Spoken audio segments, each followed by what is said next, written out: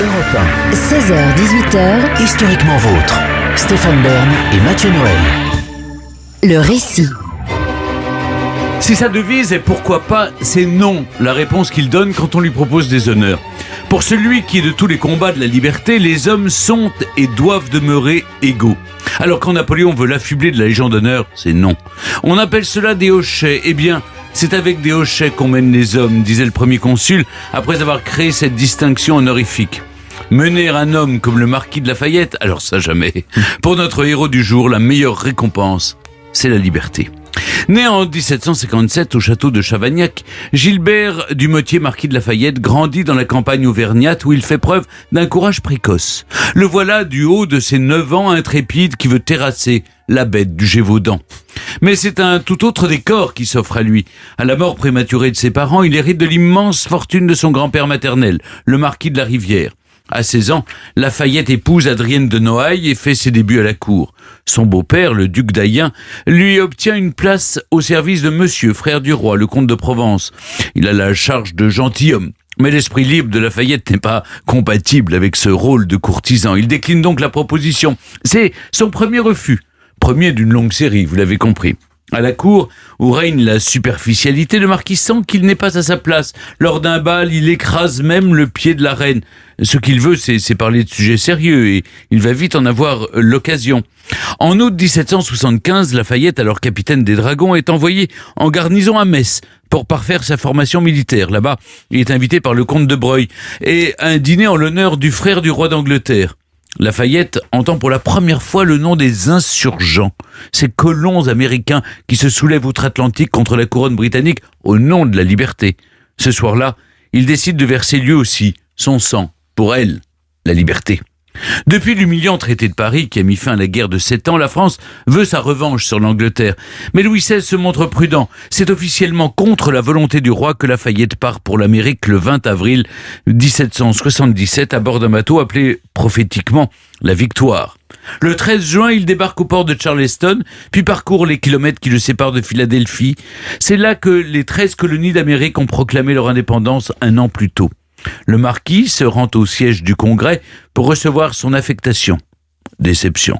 Les dirigeants américains, Benjamin Franklin, acceptent alors de lui donner un grade, mais sans commandement et surtout sans solde. Lafayette se rapproche du chef des insurgents, le général Washington, qui lui donne une affectation comme aide de camp à son état-major. Quelques semaines plus tard, alors qu'il participe à sa première bataille de Brandywine, le marquis, devenu général, se prend une balle dans la jambe. On le retrouve ensuite sur tous les fronts. Quand il forme des miliciens venus de Virginie et de Caroline du Nord, il leur offre uniforme et fusil en portant son emblématique perruque poudrée. Le prestige de l'armée française fascine. Fin diplomate, Lafayette parvient à convaincre des tribus amérindiennes de se battre aux côtés des insurgents. En février 1778, la France entre en guerre contre l'Angleterre et se déclare officiellement du côté des Américains.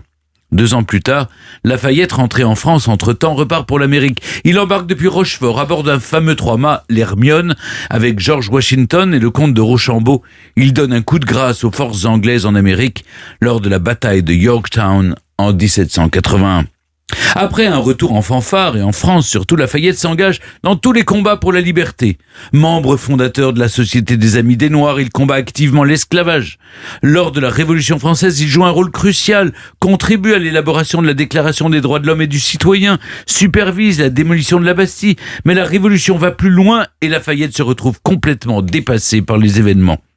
Lorsque la faim pousse les Parisiennes à entrer dans Versailles, le 5 octobre, il dort. Le général Morphée, comme il est désormais surnommé, convainc finalement le roi et la reine de se présenter au balcon du château de Versailles pour apaiser la foule déchaînée, et ça fonctionne. Le 14 juillet 1790, Lafayette organise la fête de la Fédération qui symbolise la réconciliation des Français. Parmi les 400 000 personnes présentes au Champ de Mars se trouve son fils, prénommé George Washington Lafayette. Le premier président américain et le marquis étaient vraiment très proches, je vous l'ai dit. Pour l'anecdote, c'est la fête de la Fédération que commémore notre fête nationale et non la prise de la Bastille. Les gens l'oublient. Ah bah oui, je ne le savais même pas. On considérait qu'il fallait commémorer 1790 où il n'y avait pas eu de sang versé plutôt que 1789 où le sang avait coulé. Vous imaginez bien que le roi et la reine n'ont pas le cœur à la fête. Le 20 juin 1791, ils tentent de fuir des Tuileries, mais sont rattrapés à Varennes. Lafayette, qui n'a rien vu venir, se retrouve avec les deux camps contre lui. En août 1792, après la chute de la monarchie, il est déclaré traître à la nation.